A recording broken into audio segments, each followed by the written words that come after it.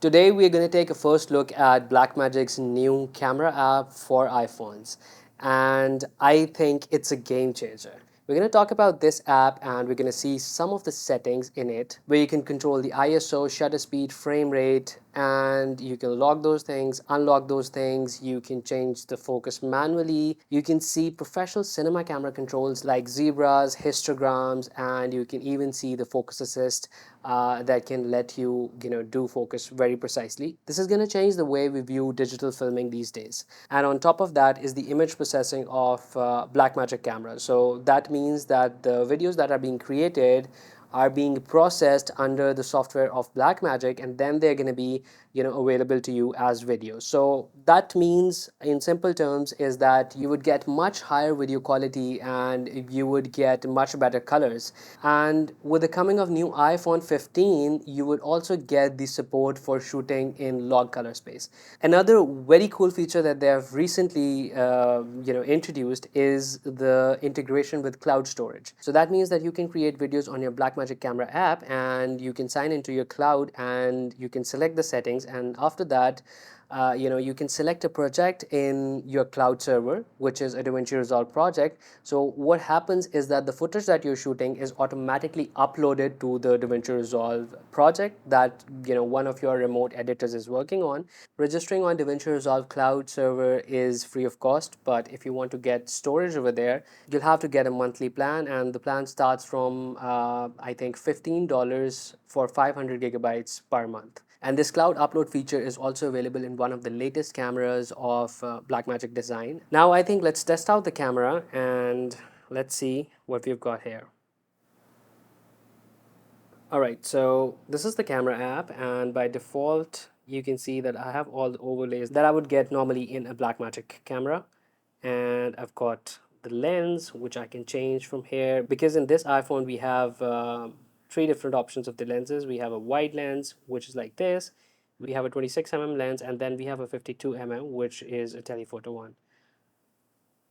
You can change the lenses from here. Then you have an option to change the frame rate, which you can do like that, and you can see that the frame rate is also compensating whatever the frame rate you've kept. It's also compensating with the shutter speed. So this is also amazing. And let's say we want to keep 24 fps, we can change the shutter speed. And by the way, we can lock all these settings. So let's say we don't want to change the shutter speed later on, we can just press this lock button and it can lock it. Then we have the ISO rating. We can increase the ISO a little bit to just for the light. The iris cannot be changed because these cameras, they have a fixed iris, but you would see them changing as we change the lenses. If we change the lens to this one, you can see it's a f1.8 lens. This one is an f2.0 lens. We can get a very professional looking thing on the white balance, which can be fixed as well. I would like to keep it somewhere over here. I think let's look at the overlay. So we have something like this as overlays. We can just turn on zebras. It can show us which are the overexposed parts. So let's turn off the zebras, and then you have something like focus peaking, which you can turn on and off. If I turn it on, you can see that it's showing me the focus peaking. And by the way, I can go over here, and now if I turn it off from auto, I can manually adjust the let's say it's over here. I can manually adjust the focus, and you can see that it's giving me focus peaking. And I think it's a good way of basically controlling the focus. I think let's keep the focus to auto right now. We can click on it and it can just select the autofocus. Right now, because we have fixed the shutter speed, what's happening is that it's not changing the exposure amount. Otherwise, if the shutter speed is not locked, if I click on it, it's going to change the exposure as well. All right, that's cool. Then you also have other controls, like you can just put on grids and things like that. Then you have controls over stabilization. So this is the standard stabilization. You can just go for a cinematic mode, just like that, and you can go for an extreme stabilization so that it would try to keep it as stable as possible.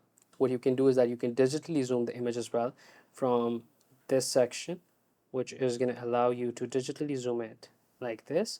But obviously you're going to lose quality in this one, so not really recommended.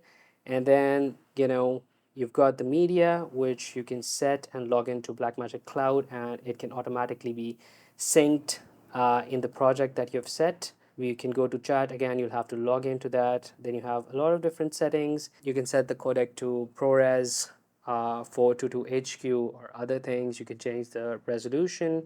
You have color spaces, which you can choose from here. And you can set the time code display from time of the day or record running time. You can set it to time lapse. Then you have settings for camera, which can also allow you to enable vertical video. All right, so you have a lot of different settings in here. You have audio settings. You can also attach external microphones to record audio on this, and then you have got a lot of different audio formats that you can choose from. You have monitoring, which can tell you about the guides. You can change the color of, let's say I want to change the color of the focus assist. Let's keep it blue. You can manage the media. It can tell you how will the media would be uploaded to the project if you're signed in.